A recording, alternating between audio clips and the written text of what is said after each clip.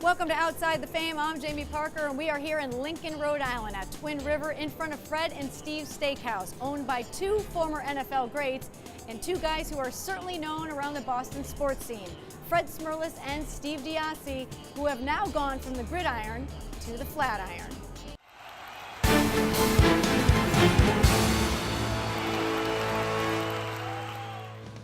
Fred Smerlas and Steve DeOssie, two men who have been part of the fabric of the New England sports scene for decades.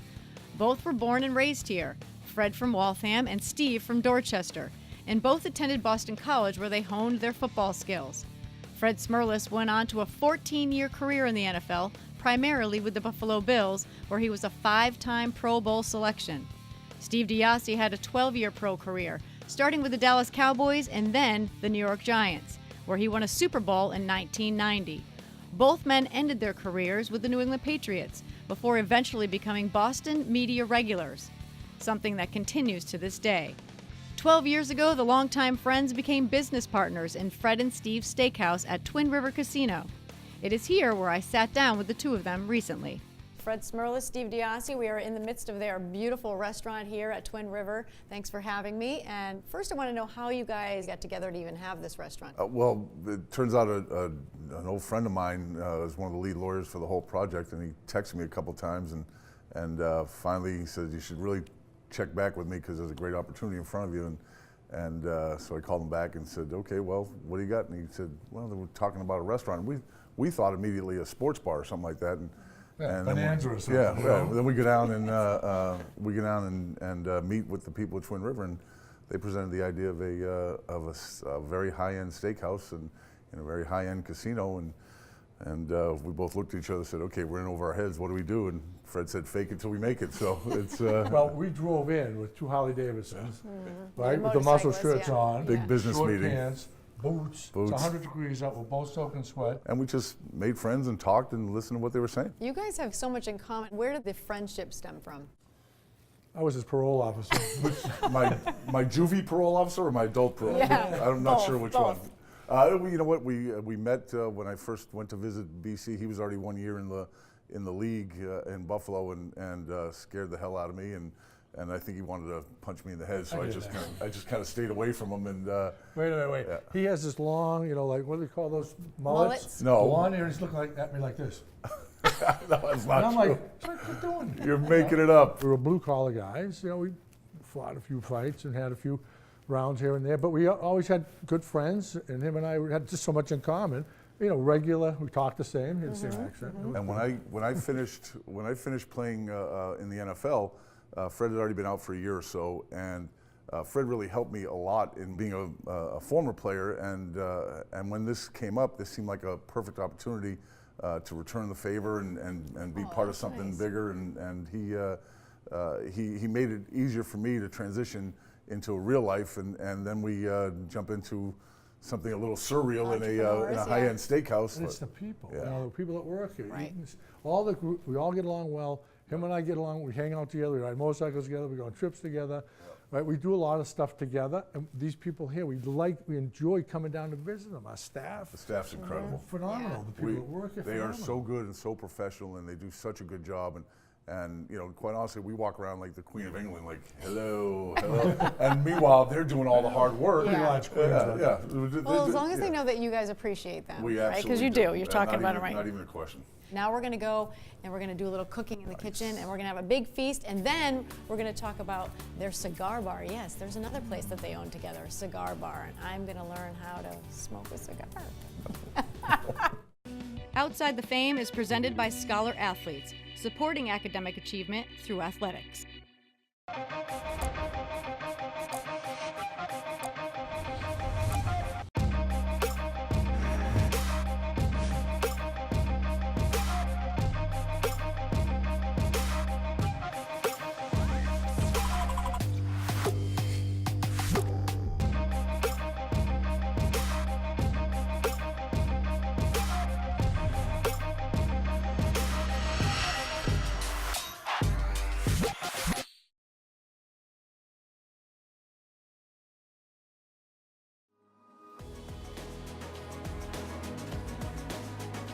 been involved in the zone for the past 2 years. It's been a great experience. It's just basically another opportunity to be successful at your school. At 3 o'clock, I want to go straight home. When I go home, I just want to sleep, either play video games or chill with my friends, basically. The zone gives me an opportunity for at least an hour in there or maybe 2 hours before school to get your work done and be done with it basically by the deadline. The staff, they always come around, tell people come in the zone, do your work.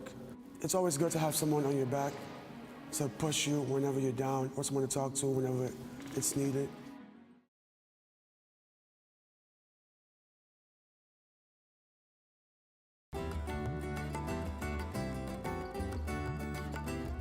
All right, we have moved into the kitchen, and I want to introduce the head chef, Carlos. He's going to show us all the great entrees and steaks that they have here to serve, and taking care of these two guys. That's just Absolutely. a big job, Carlos. It's a big job. It's all on my shoulders. That's why I feel like Quality control. Yes. We have to test a lot of steaks Oh, to make yeah, sure we get it quality right. they're here control. all the time to test to make sure we're doing what we're supposed to do. And welcome to Fred and Steve Steakhouse. Pleasure for me to be cooking these wonderful, wonderful cuts. We have a tomahawk. It's a 33-ounce prime ribeye, and also have a 22-ounce prime ribeye. As you can see, it's got that wow factor. Look at the marble. It's prime. Look, this is what gives that nice, wonderful flavor. And the texture, it's so tender. So you don't even need a knife. Just a fork and you can cut it to it. That's how tender it is. And the quality is outstanding. I'm so proud to be here to talk about these wonderful, wonderful cuts. And this is Fred's favorite. Right, Fred, do you even need to cook this, or No, should I we just take a bite of sizzle it? a little on each side. If you haven't tried that steak yet, No, I have we'll never tried match that steak up to any steak, anywhere, anytime. That's the best Really? steak you'll ever eat. That's a Carlos. guarantee. That's a guarantee because everybody that comes in. This is it's- the number one they seller? are amazed. They're amazed with the product that we offer. And- We offer nothing but the best. And Chef Carlos has been with us from the start. He's a tremendous chef. First off, it's like he's a conductor at an orchestra. When this kitchen is revving, he's got everybody moving the right place, the right time, and his creativity and his specials are matched by nobody in the area. He's just so good at what he does. We're lucky to have him, and don't tell him I said that. I'll ask for a raise. But he is a phenomenal chef, and we're just very, very lucky to You have know him. what's interesting is we both all play football. Yeah. You can have the best players on earth. Unless you have the coach to make it work, it doesn't work. Yeah. This guy makes thank it you. work. He Coach. keeps over his recipes. He watches everyone else. He has a great staff here. But it's the coach that makes this Yeah. whole thing. Well, apparently he's keeping you two happy. Yes, he He's- is. Does it Oh, show? thank you. In the It's always a kitchen. pleasure. It's always a You're pleasure. sucking it in. Combined weight of 600 pounds. me and It's- Steve. Now we're going to prepare the meat. What do you have to do for this? All Pretty right. simple, right? Or Very, very simple. Nothing elaborate. Salt and pepper. Yeah. Salt and Is that pepper. 'cause- Is that because the meat is the star? it speaks Well, for itself? It speaks for itself, like you said, and we use nothing but the best. And then you're just gonna put on a flat top first. You're gonna sear it. You're gonna sear it until you get a nice crust. You get a nice crust that seals all the juice in. Then you flip it over. Then you do the same thing from the other side. Then you finish in the broiler. Okay. Then you bring to the temperature you like to cook. And usually for the medium rare, it takes about 10 minutes. Okay. Then we pre-slice the slice and we serve this with stuffed shrimp, Ooh, I with like vegetables, mashed potatoes. It's a full course. Oh, wow. It's a full Okay. course. It's wonderful. Let's put these on the grill. Let's do it. Let's do it. Ready for it? While the steaks were cooking, we continued our discussion with Fred and Steve. So another thing that you guys do share in common is you both went to Boston College, different years, but just talk about some of your experiences. There's a lot of guys still there, Barry Gallup, who I've talked to about Barry's both the of you, best. We and love him. he's just one of the staples for BC, but was involved in both of your lives, which is Barry Gallup is a tremendous individual, loves Boston College, is a great man. Without Barry Gallup, I never would have been to BC. Not and even you a too, chance. right? Yeah. One story I'll share about each of you is that I know some of the games at BC were at Foxborough, Yeah. and you, Southern team, maybe named Alabama, was coming to town, and Oh you my God. decided to get into their heads maybe by cutting off half of your jersey and showing them you had no sleeves and it was freezing. It was like 20 degrees. No, it was 2 It degrees. was or 2 It was degrees. 2 degrees. And you decided to get into their heads. Which sounded really good at the in the time, locker room. In the locker room, nice heated locker room. I was scared like, of me. yeah, you know, and I saw them in warm-ups. All They were jacked up. they all looked like Michelin men. They had sweatshirts and hoodies on. They're all walking around Yeah. like that. I'm like, and then I started telling some of my guys on defense to do the same thing, and they're all looking at me like I was crazy. Just do it. We all came out with nothing on, and it was fine because we started, and then all of a sudden there was a TV timeout, and we're on the field. And we're sitting there, and I had like 4 or 5 guys looking at me like, I'm going to kill you for making me do this. It was They didn't have the heated benches, I don't think, back then. No, they did. It was the dumbest thing But it ever. worked. No, it was work, though. We won the game. It worked because you won the game. Yeah. Yep. So one story about you, Fred, is that playing Texas, I heard that you did a cartwheel, which is so impressive as a defensive lineman doing cartwheels. Nose tackle. I know. No, not a cartwheel. Oh, a bunch of them. Multiple cartwheels. Now, how did you even learn that skill? You know what? If I had won against Texas before that, I would have learned it then. I just started doing it on You the just field. started doing it? I don't even remember because I'm watching a film. The coaches go, "What are you doing?" I'm going, "There's me going cartwheel all the way down the sideline." And I was all the way on the pitch. I was supposed to be You back. were expressing your joy in a creative fashion. That's what Most you were men doing. don't know how to do cartwheels, but I'll give it to you. Barry didn't even know what it was called. He's like, when you put your hands down, and it was Let me hilarious. tell you another So. thing. I had an easy bake oven as a child. You did. I loved So you to play started the baking girl. for a long Yeah, I was a time. nerd. I played chess. I played Stratego. And then You I were got in my touch head with kicked in. so your mother was probably very proud Mother of from you. Somerville, There you go. went to Hill, so she was tough. But after beating up a few times, I Right, started right, right. training, and that's how I started training for sports. Boxing, Wow. training, lifting, and punching. Stay with us on Outside the Fame and wait until you see what Carlos has prepared for us.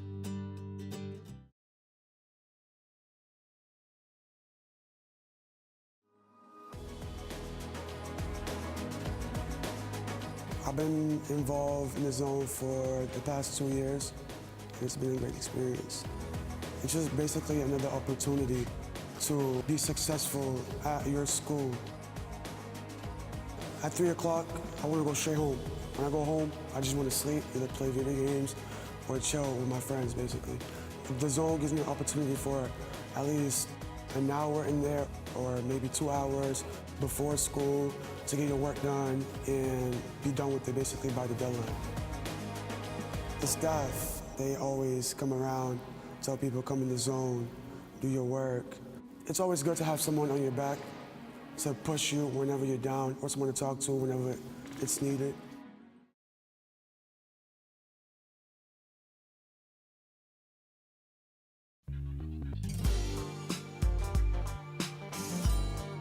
Wow, this is unbelievable. Carlos, Hey, Carlos. you outdid yourself. Thank you so much. It's a pleasure to cook this wonderful, wonderful meal for our clientele, for these 2 wonderful guys. What do we have here? We have a tomahawk. It's served with a grilled ribeye, 2 baked Dutch shrimp. You got a mashed potatoes and served with the vegetables, top of the line. And And hey, we got a porter for 2, 40 ounce porterhouse. 48 ounce. It's Wow. for 2, but if you're there, For 2 it's or for 1 Fred. person. Or just or Fred. just for Fred. For Yeah. his This case. appetizer. Yeah. And we have a 5-pound lobster. It's unbelievable. It's outstanding. Who's a good boy? Such a Good good boy. This, It's a cream corn. It's our famous cream That- corn. Famous The cream dive. Can corn. come to Fred and Steve Steakhouse and I have an order of a cream corn. It's made from amazing. scratch every day. It's Yep. amazing. I Fresh and subscribe. wonderful and we got great. asparagus, the lemon zest, king crab legs directly from Alaska, colossus shrimp. We got oysters. We got some little necks. Nothing but the best. Fresh stuff.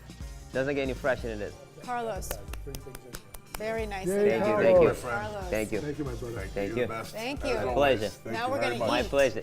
The motto for Fred and Steve Steakhouse is the ultimate steakhouse experience, and they do not disappoint. Is the Dakin on your lap? It is when my wife's there. I actually feel really bad about all the photographers watching us right now eat this food, so we're gonna have to save some for the on, guys. real men. Save The what? real men. I'm sorry, you what? That's really good. Of course, I just had to sample that famous cream Try it. corn. Oh my God. I That's helped you. really good.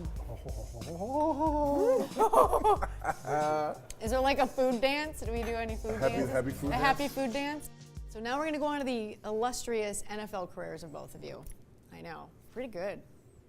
Both of you. You guys lasted over a decade, both of you. I mean, what, 14? 14 years? 12 years, 12 years. So 14 and 12 years, 5-time Pro Bowl, All-Pro. You're like a legend in Buffalo. Do they have streets named after you or something?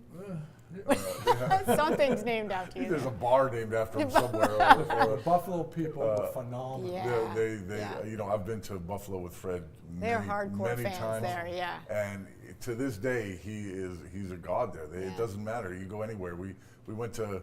We're going to. It was a night game. The Patriots were playing there, and we wanted to watch the afternoon game. So we found this place we could actually smoke a cigar and watch the game. Cigar with spray paint on the side. It said on the side. It was in a decrepit neighborhood in Right in the Buffalo. middle And all it said, it was on the side of the house. It Mills said abandoned. cigars, and so we go in there, and there's 2 people in the bar, including the bartender, and they both automatically recognize Fred.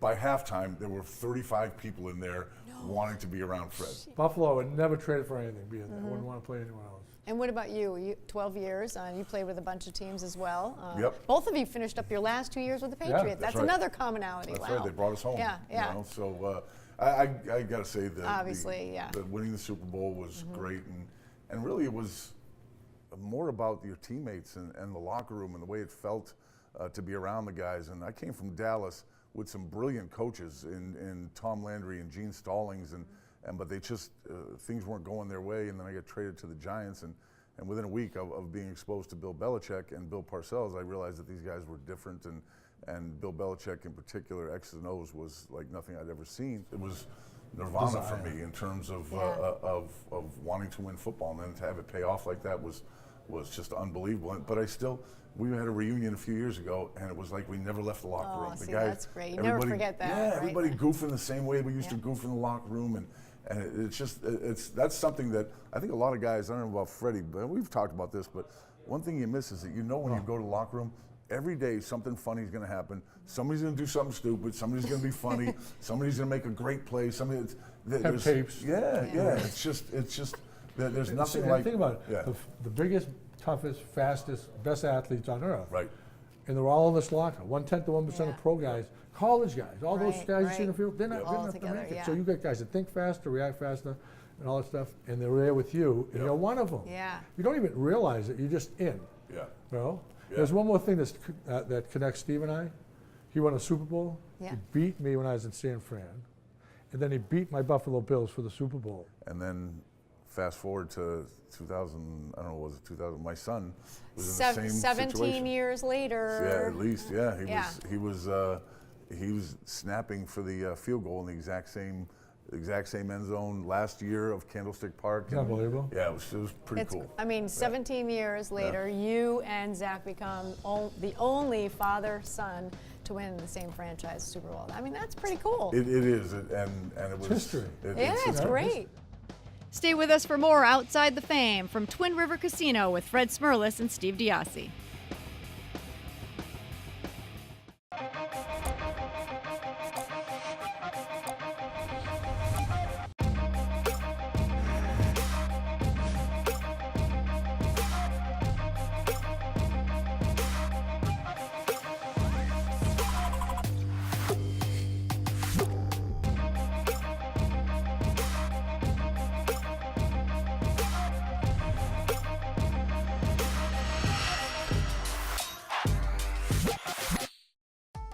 Scholar Athletes, founded by Suffolk Construction Chairman and CEO John Fish, partners with public high schools to help close the opportunity gap for thousands of students in grades 9 through 12 across the Commonwealth. Scholar Athlete programs support success in school, as well as success in life. Today we meet Shanice Buggs from Scholar Athletes. The zone was very beneficial when I was in high school. It was a place where I can call my own and be comfortable, a place where I can make new friends, a place where I can learn the benefits of being healthy and the benefits of sports and how I can balance both. I wanted to work for Scholar Athletes because I wanted to give back to my community that I was born and raised in. Being born in Dorchester, I know a lot of students needed that support, needed that space where they can come in and be able to unlock the potential that they have. I've seen tremendous growth in Scholar Athletes. When I was in high school, they were more of a program where students, they need help with studying for tests, quizzes, getting their homework done, papers done. There was a designated person there to assist with all of that. Now the zone has grown into a program that provides different initiatives. I know we run a lot of intramural programs, and we also have a We Are Fit program for girls, which is really profound in helping girls come out and exercise and get involved more in sports.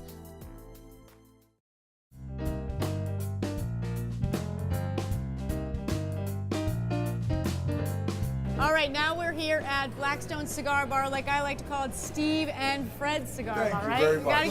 Gotta give him a little plug, And we're gonna learn all about cigars, which happens to be more your forte than Fred's anyway, right? About 12 years ago, when we got involved with Twin River, my first thought, because I'm a cigar smoker, was you need a cigar bar. You got hundreds of thousands of square feet of smoking space, and getting a place to smoke a cigar is harder and harder.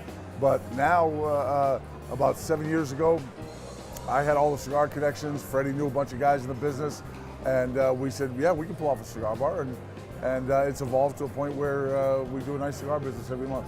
I'm a rookie. I know nothing Okay, about well, listen to Captain cigars, Kirk. so tell me, Captain. The first thing is a cut. Now you've got different ways. You can do a V cut or a flat cut. I like the V cut. You basically just put it in there, get it going, and look, it gives you a pretty straight V cut. Next thing about lighting cigars is a lot of people like to what they call toast the outside a little bit first. Okay. Just toast the thing a little bit, and then what a lot of guys like to do is just a little puff out, like. Oh, you Then- push it out. Okay. Then you hold the lighter again. It's a little complicated, this cigar stuff. Jeez, Oh, that well- was a big flame. With good cigar, but you hold it below. Right Okay. here. You hold it below. I would have lit my eyebrows on fire. No, not at all. But that's pretty much the way to do it. In cigar bars, I noticed that guys will have conversation over cigars. Guys Right. that you never even met Show me before. next step. Now you just take it up. So you're not, don't even. All right, go ahead. All right, now Now I'm take. blowing it out, right? You want some Blowing it out? martini? Well, just a little bit. There you go. And now light the lighter again. All right, and bring it just below it. I need glasses. That's good. That's plenty. A little more. And sometimes you roll the cigar a little Don't bit. inhale it. Don't inhale it. There you go. One and done when it comes to cigars. Now it's time to get back to talking football. When you look at the game today, how much more has it changed than when you guys were playing? Well, it's more passing now. Yeah. You know, back then it was pounding more. You know, the game plans are totally different. So they changed a lot of rules. You know, they did it because of Bill Belichick. They changed the quarterbacks can't beat up your receivers. When he played Buffalo in the Super Bowl, they had Andre Reed. They pounded him into all the we ground, did. Right. took him out of the game. All we did. I remember Steve Nelson clothesline receiver with ours, and he's on the ground. And he the goes, ball wasn't even being thrown to him. No, he Yeah, looks at, that's right. he's on the ground looking, he goes, look at me, remember who did this to you? Yeah. You can't do anything, it's not as violent. Right. It's much safer. Safer. Safer. Yep. It's, Especially for the it's a quarterback, faster game. Yep. You know, it was more brutal back then. As we progress, you know, when you get the Marinos come in and Elways and all these different guys, they pass more, but nothing like now. And the other thing is, it used to be, training camp used to be a war of attrition where it was basically 6 weeks of practice, where 4 of those weeks was double sessions, full hitting pads. all the time, Wow, really? nonstop. There are guys that played back when we played that probably couldn't play in the league this year because of the speed and all that stuff. There's also guys that are playing now that might not have made it through training camp back in then. the day Yeah, because yeah, that it's was a tougher lot more back Well, then. look at it this way, right? What the advantage the teams had by having a violent preseason is the wimps were pushed out. In other words, guys that weren't tough enough to make it Right. through the season were gone. Now you have guys like Steve said, really fast, strong, They're can catch athletic, anything. yeah, just After pure 6 athletes. games, I get a little hangnail, and they don't make it. All right, we're officially old bastard football We are players. old bastards. That's right. That's right. I was That's right. like, yeah, you can't hang. That's right. Yeah. You're taking that, you know, Back in my day. my day, let my Get uncles off come of my over, lawn, yeah. kid. Fred and Steve have had quite the NFL and post-NFL careers, and they would love for you to come down to Twin River in Lincoln, Rhode Island to have that ultimate steakhouse experience. Fred and Steve, I just want to thank you so much for my small introduction into Mantown. I'm a little bit more in touch with my testosterone level. Maybe I can be standing up now. Who knows? That'd be great. Fred's going to learn that soon, too. So here's your chance now, Fred, to say, look into the camera and say, I love Tom Brady. They know that. I love Tom. Tom is the greatest athlete in any sport, anywhere. You can't ever replicate what he did. If I knew this would happen, I'd go smoke them a long time ago. Next thing you know, she's going to And want it'd to be fight me. Steve's Hey. restaurant. I You'll moved throw the down the way gloves to see the down. wonderful display of cigars. Steve put that together. Beautiful. And had Steve, it, this is a really nice bar. Outside the Fame is presented by Scholar Athletes, supporting academic achievement through athletics.